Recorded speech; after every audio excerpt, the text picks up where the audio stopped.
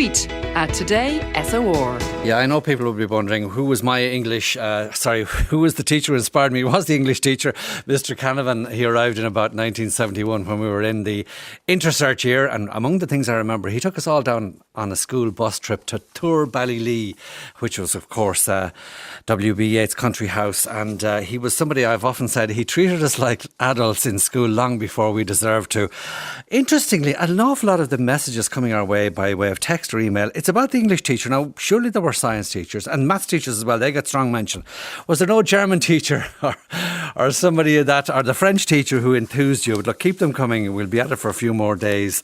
51551 for your texts and email todaysor@rte.ie for your emails, putting teacher in the subject line. Eoghan Corry is on the line now to talk about summer holidays as we used to know them and as we might again. Hopefully we will. Eoghan, I gather that since early April, the number of flights around the world has diminished or dropped by 80%. People anxiously wondering now what will happen to those flights they're booked. Will they be able to fly when they're expecting to? What should they do? Should they cancel? What's your overall advice to people? Including the people who run the airlines, Sean. They don't know what's going to happen. Eurocontrol has sent out two figures last night. 38% of capacity or 15% of capacity in July. That's a huge difference. Obviously, everything depends on countries opening up. They have to open up in pairs for people. In Ireland's case, it would be Ireland opening up enough to get us to travel and somewhere we like to go opening up. The best hope for that is Canary Islands, where the infection rate a little bit higher than Ireland, but not as high as mainland Spain. There is some suggestion they'll open the Canaries up before mainland Spain. But, the people making the decisions, the most optimistic I've come across is Ryanair. They're talking about 40% capacity July, up to 60 in August, up to 80 in September, and back down to 50 for winter. But there's no doubt that everybody is scratching their heads trying to make, that's what they're paid to do, is to make predictions. But the information they're making the predictions on is hazy at best. Yeah, and I just saw a strapline there on the News Now website, the channel, saying that the Austrian tourist minister has said hotels can reopen from the 29th of May. I'm not sure what terms and conditions will apply, no doubt they will. But look, what are people's rights? Because, legally the assumption was, before all of this, if your flight was cancelled, you got a refund. It's the same, Sean. The law has not changed. What has happened is the law has been overtaken by events. To give an example, Ryanair were sort of the best in class. They have a very nice form that you can get. It's more difficult to find in recent times, but I can tell listeners that all you have to do is type in refundclaims.ryanair.com and put in your reference number, and you go in the queue for the refund. The real problem, as everybody will immediately identify, is that Ryanair would pay, depending on who you're talking to in Ryanair, it would be somewhere between 5,000 and 10,000 refund claims a month. That turned into 10 million in April. It's going to be even higher in May, June, July, August. So when you go from 10,000 claims to 10 million, and you have also got your staff in the three centres Ryanair process the claims, socially distancing, so they're operating at 25% capacity, something has got to give.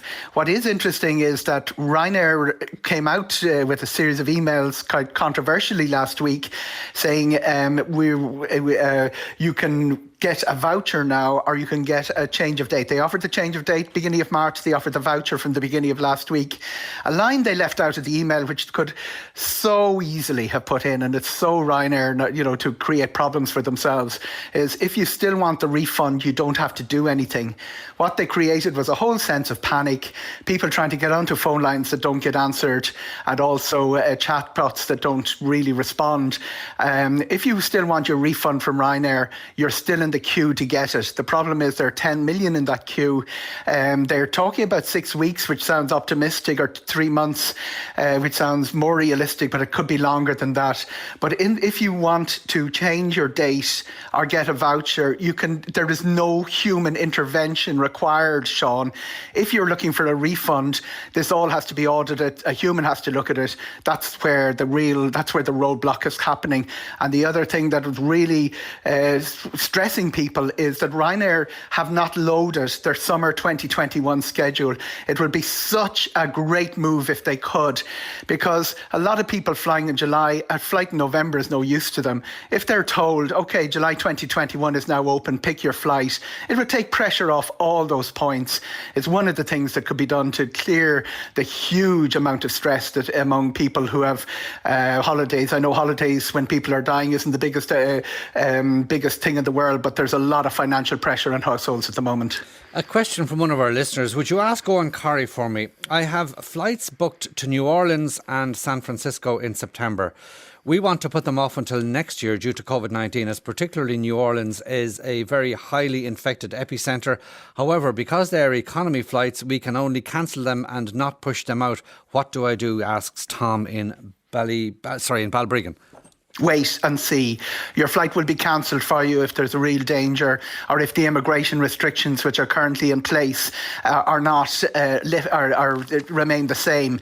This isn't just for that one particular case. This is really important. It applies to people who are coming up being asked for the deposit on the final instalment of the final instalment of their holiday. If you pull out of a contract, if you decide yourself to self-cancel or not to continue, it's your problem. You lose your money. If you continue, if you stay in the game by playing the final instalment of the holiday, it's their problem. It's somebody else's problem to either relocate you, find a new date for you, or give you your money back. The real issue is it's very, very simple. Continue your side of the contract, and it's you will get your money back. It will take ages and ages and ages to get money back from some quarters, and there'll be loads of complications as it happens in these cases. But if you break the contract, you have no comeback whatsoever. And when we can eventually fly again, Eoghan, how do you think it's going to work? Because people may still want to travel. Presumably how we travel will change hugely. I mean, I read, for example, that Etihad Airways is testing new self-service kiosks that will be able to monitor temperature, heart rate and respiratory rate of people checking into flights or passing through customs. Big debate about those sort of external checks, how valuable they are, how accurate they are. I think the real advice to the aviation sector that's coming from the medical people, the World Health Organization, is reduce the risk of infection at the cluster points. Airports are a disaster, Sean. They always have been. The whole circus with security trays, the crowding of people together, that's something that we probably will see changed when we get to travel again. More care to hand sanitizers. Everything I'm hearing and the listeners will have been hearing is that the emphasis on the hands and the cleanliness and the sanitizing of hands is the most important, is number one in all the other list of priorities and pieces of advice that's going around. And airports haven't been great at that. The whole notion of segregating on aircraft, lots of great coverage and lots of schemes being drawn up and screens and leaving middle seats empty, that really all fades into insignificance compared with the business of preventing infection at the cluster points and the crush point, which is the airports, in the same way as it is in public transport systems all across Europe. And bad and all as things might be, where the airline industry is concerned and the travel agents relating to that, what about the cruise industry, Eoghan? It really has had a dreadful, torrid time as a result of the virus. What kind of future, if any, can you see for the cruise industry? It's going to be a long way back for them. And the issue is they have a lot of hardware. They've got a lot of money. They will actually do what some of the aviation... We're going to see the mother of all seat sales, for instance, to get people in numbers back into the sky, particularly for September. You're going to see the last time we had a €1 seat sale from Ryanair was back in September 2000 or October 2009. But the cruise shipping industry will probably entice back people through terrific seat sales. The only people people they'll get, there is a whole cohort of people who only go on cruise holidays. They don't do any other kind of holidays. They're the ones who will return to cruising. The new to cruise, the people who are thinking of doing a cruise for the first time, it's going to be a long time before they pluck up the courage to do so. And in a way, it's a little bit unfair because the cruise industry, confined space, they've had to manage norovirus for many, many years. It's been a big issue, and they've got very, very good security and sanitising facilities. Anybody who's been on a cruise will see how obsessed they are with hand sanitisers, things like that. So they should be in a good position to reassure people. But obviously, the 5 major cruise ships that had outbreaks have, and the fact that they were on the so widely covered and being refused admission to ports, that really has done damage to the cruise industry that will take a long time to heal. Couple of quick ones. If you booked your flight through e-bookers, do you get your refund from them or from the airline, asks Blaheen? Follow the money, Blaheen. If the money has gone from the agency to the airline, which in most cases it has immediately, you get it, you chase the airline. The cashback facility is has been very helpful through credit cards and through things like PayPal. If you have an intermediary which is based on the internet, it can be a bit messy because some of these have been selling flights without clearance or even illegally by the airline.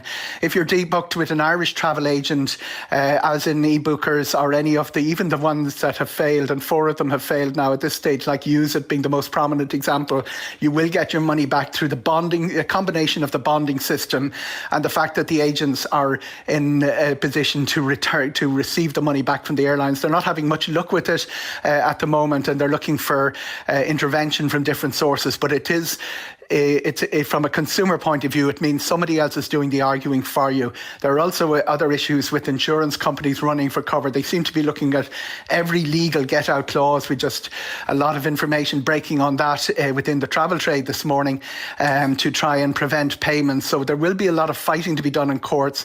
But from a consumer point of view, if you have someone else to do the fighting for you, which is the case if you're booked with a travel agent, you're in a better position. Owen, thank you very much indeed for those insights. Eoghan Corry there, travel writer, and we will be hearing from Seamus O'Rourke about lockdown in Leitrim.